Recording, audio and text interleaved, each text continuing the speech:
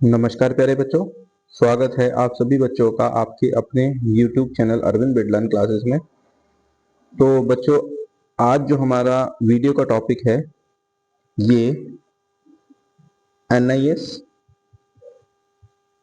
Class 10th का जो subject है SST। ठीक है, आज हम NIS क्लास 10th में SST सब्जेक्ट का यहाँ पे जो क्वेश्चन पेपर है, यानी एक तरीके से हम बोल सकते हैं ये प्रैक्टिस सेट पेपर है जो आज हम इस वीडियो में डिस्कस करेंगे। इसीलिए वीडियो आप बच्चों के लिए बहुत इंपॉर्टेंट है, क्योंकि आप बच्चों को पता है कि अप्रैल में आपके एग्जाम शुरू हो जाएंगे और उस दृष्टिकोण से अगर देखें तो आपको ये पेपर बहुत इंपॉर्टेंट साबित हो सकता है, क्योंकि जितना आप प्रैक्टिस पेपर सॉल्व करेंगे कहीं ना कहीं आपको फाइनल पेपर में उसका फायदा मिलेगा। ठीक है, तो इसीलिए वीडियो आप बच्चों के लिए बहुत इंपॉर्टेंट है। जो बच्चे चैनल से नए जुड़े हैं चैनल को सब्सक्राइब कीजिएगा, वीडियो अच्छी लगे तो उसको लाइक कीजिएगा और आगे भी दूसरे बच्चों को शेयर कीजिएगा। ठीक है, इस वीडियो के अलावा मेरे चैनल पे बहुत सारे प्रीवियस ईयर के पेपर्स की मैंने वीडियो डाली है, आप वो भी देख सकते हैं। जैसे मिड टर्म हो गया है या प्री बोर्ड का हो गया, तो वो सभी पेपर की वीडियो आप देख सकते हैं। आपके लिए निश्चित रूप से ये फायदेमंद रहेगा। ठीक है बेटा, चलिए शुरू करते हैं हम अपनी वीडियो को। तो जैसा आप देख पा रहे हैं, ये मैंने जैसे बताया कि ये क्या है, ये एक प्रैक्टिस सेट पेपर है। ये एक प्रैक्टिस सेट पेपर है। ठीक है, ये 100 नंबर का है और 3 घंटे का है। जैसे कि आपका फाइनल पेपर भी 100 नंबर का होगा और 3 घंटे का होगा। ठीक है, कुछ डायरेक्शंस दिए गए हैं यहाँ पे, तो हम सीधे अपने सवालों पे चलते हैं। जैसे पहला सवाल कहता है कि मंगल पांडे का संबंध निम्नलिखित शहरों में से किस शहर से है। मंगल पांडे जो है वो किस शहर से बिलोंग करता है, तो इसका जो सही जवाब है वो ऑप्शन नंबर बी है, मेरठ। इसके बाद प्रश्न नंबर सेकंड, भारत की मुख्य भूमि का दक्षिणतम बिंदु। भारत की मुख्य भूमि का दक्षिणतम बिंदु, इसका सही जवाब है ऑप्शन नंबर सी, कन्याकुमारी। ठीक है, कन्याकुमारी। तीसरा, निम्नलिखित वर्षों में से किस वर्ष में फ्रांस की क्रांति हुई। तो फ्रांस की क्रांति कब होती है, इसका सही जवाब है ऑप्शन नंबर ए। ठीक है, 14 जुलाई 1789 को। अगला सवाल आगे कहता है, अगले सवाल में देखिए कहता है प्रश्न नंबर 4 में 86वां संविधान संशोधन अधिनियम 2002 का उद्देश्य क्या था। तो इसका जो सही उद्देश्य था बच्चों, ये था 14 वर्ष, यानी यहाँ पे 14 वर्ष तक की आयु के जितने भी बच्चे हैं उनको निःशुल्क और अनिवार्य शिक्षा प्रदान करना। ठीक है, ऑप्शन नंबर सी जो है इसका सही जवाब है। प्रश्न 5वां, जर्मनी और इटली, जर्मनी ऑस्ट्रिया का इटली में निम्न में से किस वर्ष ट्रिपल अलायंस जो है पर हस्ताक्षर हुए। तो कहने का मतलब ये कि जर्मनी, ऑस्ट्रिया और इटली ने ट्रिपल अलायंस पर हस्ताक्षर कब किए थे। तो इसका जो सही जवाब है वह है ऑप्शन नंबर ए। ठीक है, 1882 में। ठीक है, 1882 में इसका सही जवाब। चलिए आगे देखते हैं प्रश्न नंबर 6, किस धातु का इस्तेमाल मानव ने सर्वप्रथम किया था। सबसे पहले मानव ने कौन सी धातु का इस्तेमाल किया था, यह है ऑप्शन नंबर ए, तांबा। ठीक है, ऑप्शन नंबर ए, तांबा। नेक्स्ट अगला सवाल आगे कहता है प्रश्न नंबर 7 में मेसोपोटामिया शब्द का क्या अर्थ है। तो देखिए मेसोपोटामिया जो शब्द का अर्थ है वो है नदियों के बीच की भूमि, ऑप्शन नंबर बी। अगला सवाल प्रश्न नंबर 8, बौद्ध धर्म के संस्थापक गौतम बुद्ध का जन्म कब हुआ था। तो उसका जो सही जवाब, अगला सवाल है प्रश्न नंबर 9। प्रश्न नंबर 9 का जो सही जवाब है वो ऑप्शन नंबर ए। ठीक है, प्रश्न नंबर 10, प्रश्न नंबर 10 का सही जवाब है ऑप्शन नंबर सी। इसके बाद प्रश्न नंबर 11, इसका सही जवाब है 1750। प्रश्न नंबर 12, इसका सही जवाब है ऑप्शन नंबर ए, 35 साल। ठीक है, आगे देखिए प्रश्न नंबर 13, इसका सही जवाब है ऑप्शन नंबर ए, बार्थोलोमे डियाज। इसके बाद प्रश्न नंबर 14, बोस्टन घटना कब हुई। इसका सही जवाब है ऑप्शन नंबर ए, 16 दिसंबर 1773। इसके बाद प्रश्न नंबर 15, इसका सही जवाब है ऑप्शन नंबर सी। प्रश्न नंबर 16, इसका सही जवाब है ऑप्शन नंबर बी, 1815। ठीक, आगे प्रश्न नंबर 17, इसका सही जवाब है ऑप्शन नंबर बी। प्रश्न नंबर 18, इसका सही जवाब है ऑप्शन नंबर ए। नेक्स्ट प्रश्न नंबर 19, इसका सही जवाब है ऑप्शन डी, 1948। प्रश्न नंबर 20, इसका सही जवाब है 1988। ठीक है, तो यहाँ तक अभी हमारे प्रश्न पूरे हो गए हैं। अब हम आगे शुरू करते हैं प्रश्न नंबर 21। मानसून की दो विशेषताएं बतानी है। पहली विशेषता मानसून की क्या है कि ये भारत में मानसून क्या लाता है, मानसून वर्षा लाता है, ठीक है, वर्षा लाता है, ठीक है। दूसरा पॉइंट आप क्या लिखेंगे, दूसरा पॉइंट कृषि, खेती अच्छी होती है, ठीक है, खेती अच्छी होती है। इस तरीके से आप 2 पॉइंट लिख सकते हैं, ठीक है। चलिए अगला सवाल आगे कहता है क्या मनुष्य के जीवन पे लोहे की खोज का क्या असर पड़ा। तो पहला, कृषि में उत्पादन बढ़ा, उत्पादन बढ़ा, ठीक है। दूसरा पॉइंट, कृषि के लोहे के औजार बने, लोहे के औजार बने, ठीक, इस तरीके से लिख सकते हैं, ठीक है। प्रश्न नंबर 23, दो नदियों का नाम बताना है मेसोपोटामिया सभ्यता की। एक है दजला, दजला और दूसरी है फरहाद, ठीक। चलिए आगे देखिए, उत्तर वैदिक काल में मुख्य व्यवसाय क्या था। उत्तर वैदिक काल का जो मुख्य व्यवसाय क्या था, पहला कृषि और दूसरा पशुपालन, ठीक। आगे जमींदार और किसानों के बीच में क्या था अंतर। तो देखिए जमींदार जो थे ये क्या होते थे, अमीर होते थे और किसान गरीब होते थे, ठीक है। इसमें हम लिख सकते हैं कि जमींदार के पास जमीन होती थी काफी सारी और किसान जो है ये गरीब होते थे। किसान जमींदारों की जमीन पर खेती करते थे, ठीक है। इस तरीके से इसका आंसर आप लिख सकते हो। अब नेक्स्ट आगे अगला सवाल है हमारा,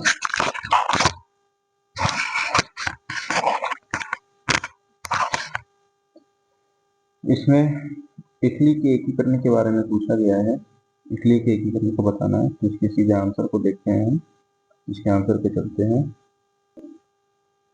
ये देखिए ये है इसका आंसर, इटली के एकीकरण का, ठीक है। इस तरीके से आप इसका आंसर लिख सकते हैं, ठीक है। चलिए चलते हैं अगले प्रश्न पे। अगला सवाल है इसी के साथ, जिसमें जर्मनी के एकीकरण के बारे में पूछा है। तो जर्मनी के एकीकरण भी देख लेते हैं, इसके आंसर को। ये देखिए ये है जर्मनी के एकीकरण की बात कर रहा है, ठीक है। और करने वाला कौन था, बिस्मार्क था, ठीक है। इंपॉर्टेंट है, जर्मनी का एकीकरण किसने किया था, बिस्मार्क ने किया था। चलिए अगले प्रश्न पे कहता है, यहाँ पे औद्योगिक क्रांति की शुरुआत के दौरान, औद्योगिक क्रांति के दौरान क्या क्या नवीन परिवर्तन, नए परिवर्तन क्या हुए। तो पहला इसका हम लिख सकते हैं कि भाप का इंजन, भाप का इंजन जो है वो बना, एक तो भाप का इंजन बना। दूसरा पॉइंट हम लिख सकते हैं, कृषि में उत्पादन तेज हुआ या तेजी आई, कृषि में उत्पादन में तेजी आई, ठीक है। इस तरीके से हम इसका आंसर लिख सकते हैं, ठीक। चलिए अगला प्रश्न है, प्रथम विश्व युद्ध के कारण बताने में क्या क्या कारण थे प्रथम विश्व के। तो पहला कारण था देशों में लालच, एक दूसरे के, जितने भी देश थे इनमें लालच था, एक दूसरे की जमीनों पर कब्जा करना चाहते थे। दूसरा, ठीक है, साम्राज्यवाद, दूसरा कारण हो गया इसका साम्राज्यवाद। और तीसरा हो गया दो गुटों का बनना, दो गुटों का बनना, ठीक है। इस तरीके से लिख सकते हैं, देशों में लालच हो गया, साम्राज्यवाद को बढ़ावा दिया गया, ठीक है, साम्राज्यवाद को बढ़ावा दिया गया और दो गुट में विश्व जो है वो बन गया है, ठीक है। चलिए अगला प्रश्न कहता है, संयुक्त राष्ट्र के दो उद्देश्य बताने हैं। तो पहला उद्देश्य संयुक्त राष्ट्र का अगर हम बात करें क्या, शांति को बढ़ावा देना, शांति को बढ़ावा देना, ठीक है, देना। दूसरा, लड़ाई को रोकना, अगर किसी देश में लेकिन दो से अधिक देशों में लड़ाई हो जाती है तो उनको रोकना और शांति को बढ़ावा देना, ये संयुक्त राष्ट्र संघ का काम होता है, ठीक है। चलिए अगला प्रश्न, प्रश्न नंबर है आपका 30, स्थायी बंदोबस्त और मालवाड़ी बंदोबस्त। तो देखिए स्थायी बंदोबस्त की बात हम करते हैं, अगर मैं स्थायी बंदोबस्त की बात करूँ, स्थायी बंदोबस्त तो इसका पहला पॉइंट, ये कब 1793 में शुरू होता है। ठीक है, इसको करने वाला लाने वाला कॉर्नवालिस होता है, कॉर्नवालिस।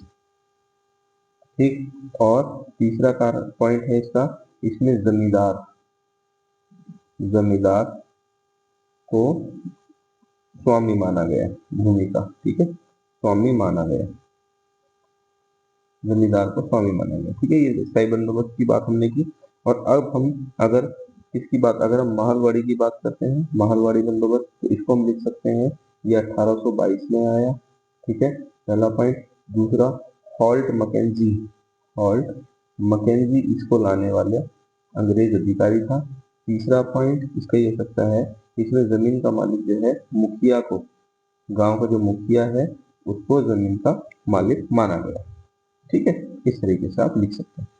चलिए आगे देखते हैं अगला। आगे कहता है सामाजिक सुधार आंदोलनों ने किस प्रकार राष्ट्रीय आंदोलन का नेतृत्व किया। तो देखिए इसमें कैसे नेतृत्व किया। फर्स्ट पॉइंट, लोगों को जागरूक, लोगों को जागरूक किया।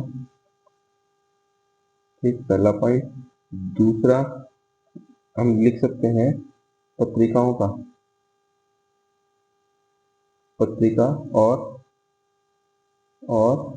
समाचार पत्र, समाचार पत्र के द्वारा राष्ट्रीय भावना को बढ़ावा, राष्ट्रीय भावना को बढ़ाया गया। ठीक है, बढ़ाया। ठीक है, लोगों को जागरूक किया, पत्र और समाचार पत्रों के द्वारा जो है राष्ट्रीय भावना को बढ़ाया गया। ठीक, अगला पॉइंट प्रश्न नंबर 32 में कहता है कि कौन कौन सी जो है महिलाओं की शिक्षा में बाधाएं थी। तो इसका आंसर देख लेते हैं हम। यहाँ पे आप देख सकते हैं आंसर। तो कौन कौन सी जो है बाधाएं थी महिला के विकास, शिक्षा के विकास में। तो जैसे सामाजिक बुराइयां थी, है ना, रूढ़िवादी सोच थी, अशिक्षा और जागरूकता की कमी थी, स्कूल की कमी थी, आर्थिक समस्याएं थी और धार्मिक समस्याएं थी। ये सारी चीजें थी जिससे महिलाओं की शिक्षा में बाधा आ रही थी। ठीक है, चलिए उम्मीद करता हूँ बच्चों को समझ में आ रहा है। अगला प्रश्न जो है, प्रश्न कहता है 1857 के आंदोलन की विफलता के कारण क्या थे। तो इसमें अगर हम पहले कारण की बात करते हैं तो अच्छे नेतृत्व की कमी, एक कारण ये हो गया। दूसरा कारण हथियारों की कमी, मतलब अच्छे हथियारों की। ठीक है, अच्छे हथियारों की कमी, हथियारों की कमी। ठीक है, तीसरा पॉइंट एकता का अभाव, एकता का अभाव। ठीक है, अच्छे नेतृत्व की कमी, हथियारों, अच्छे हथियारों की कमी और एकता का अभाव। ठीक, इस वजह से आंदोलन फेल हो गया। ठीक, अगला देखिए, आगे कहता है ब्रिटिश शासनकाल में भारतीयों में राष्ट्रीय चेतना आने के कोई दो कारण बताइए। ठीक है, कौन कौन किस वजह से राष्ट्रीय चेतना आई, तो इसको देख सकते हैं। चलिए देखते हैं इसके आंसर को। ये देखिए यहाँ पर आप इसका आंसर देख सकते हैं। तो सबसे पहला कारण था अंग्रेजी शिक्षा और आधुनिक विचारों का प्रसार। ठीक है, दूसरा आर्थिक शोषण और दमनकारी नीतियां, अंग्रेजों की जो दमनकारी नीति थी उससे हमें जो है राष्ट्रीय चेतना हमारे अंदर आई। और दूसरा अंग्रेजी जो शिक्षा दी जा रही थी, जो अंग्रेजी विचारों का प्रसार किया जाता था, वो एक सबसे बड़ा कारण था जिसकी वजह से भारतीय लोगों में क्या हुआ, राष्ट्रीय चेतना आई।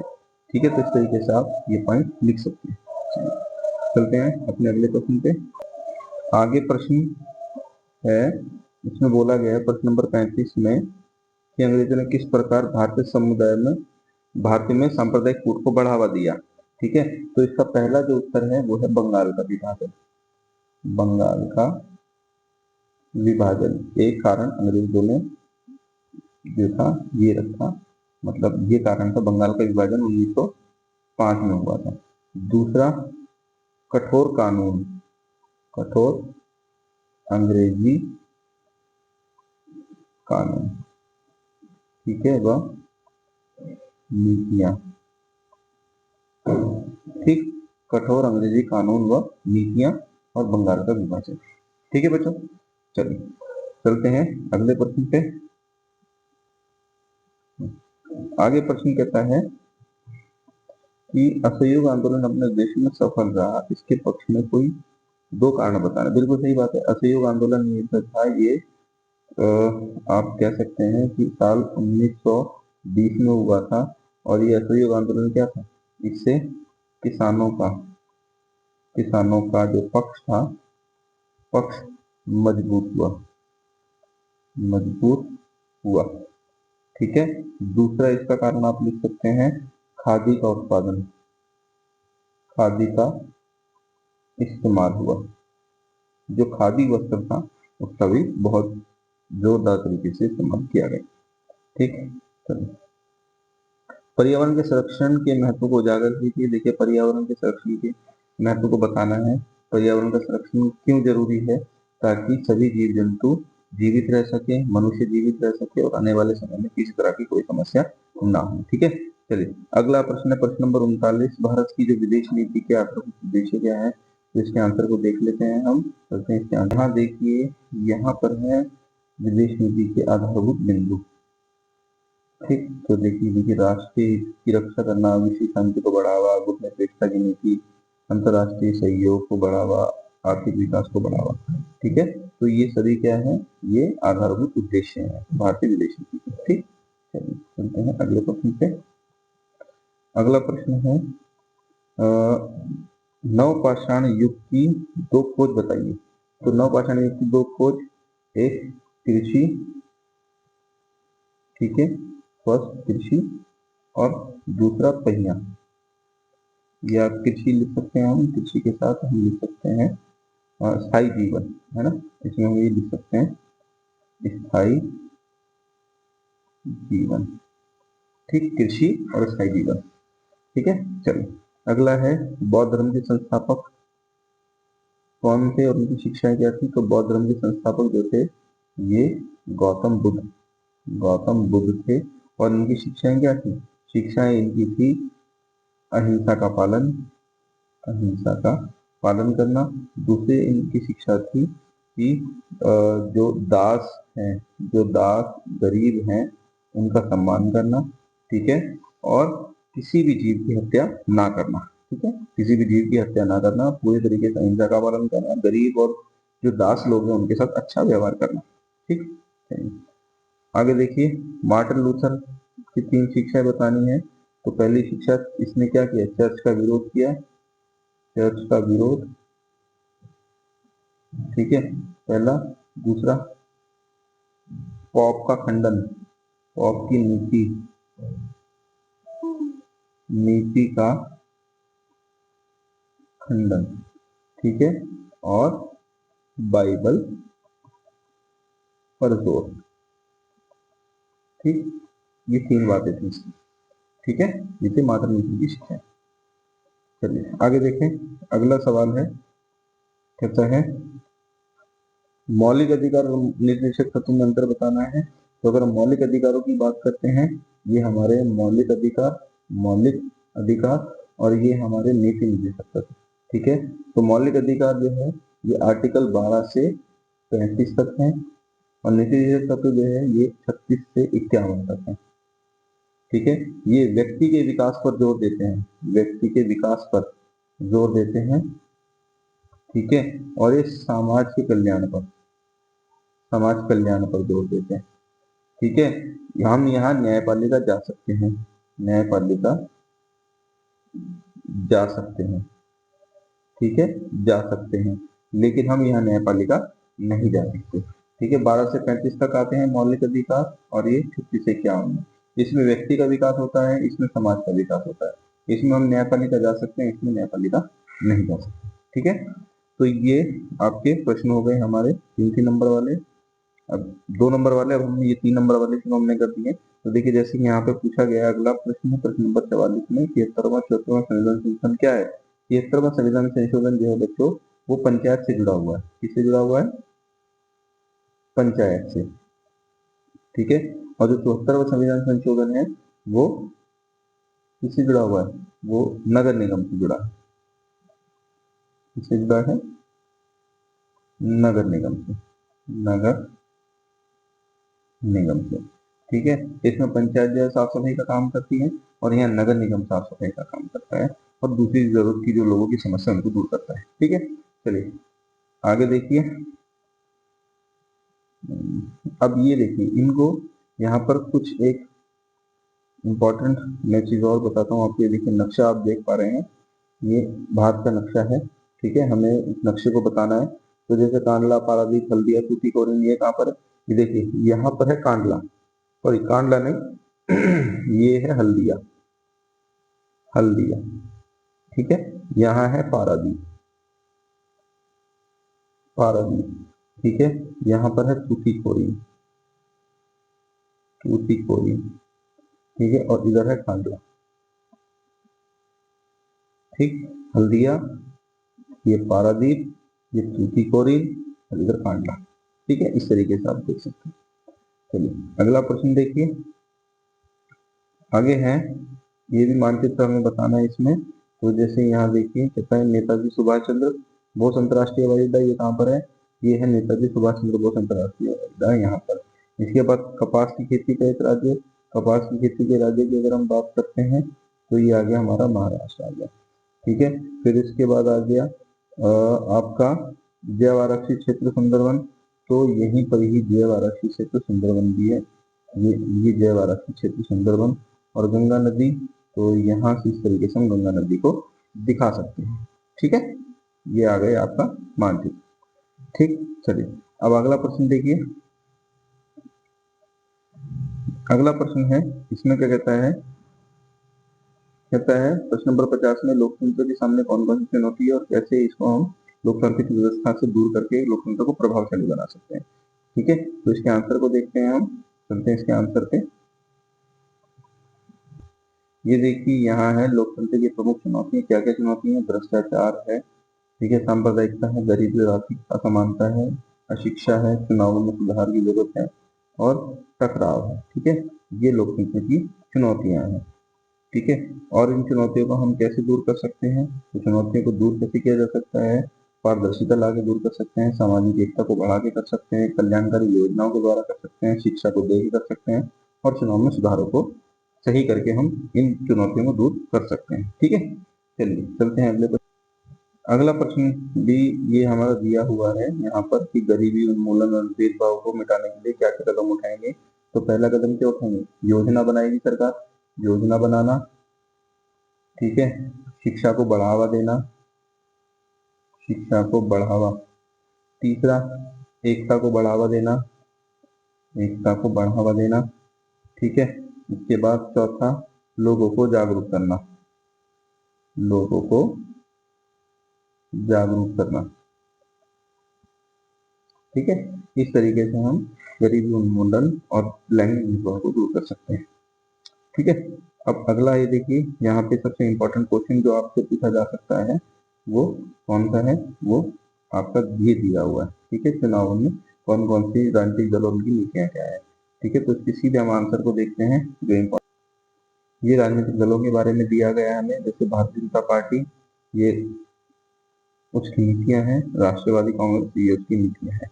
ठीक है, इस तरीके से फिर हमें आगे बहुजन समाज पार्टी, ये उसकी नीतियां हैं, समाजवादी पार्टी, ये उसकी नीतियां हैं और आम आदमी पार्टी, ये उसकी नीतियां हैं। ठीक है, इस तरीके से हम इन प्रश्नों को, इस प्रश्न का जो सही जवाब ये है, इस तरीके से लिख सकते हैं। ठीक है, तो चलते हैं।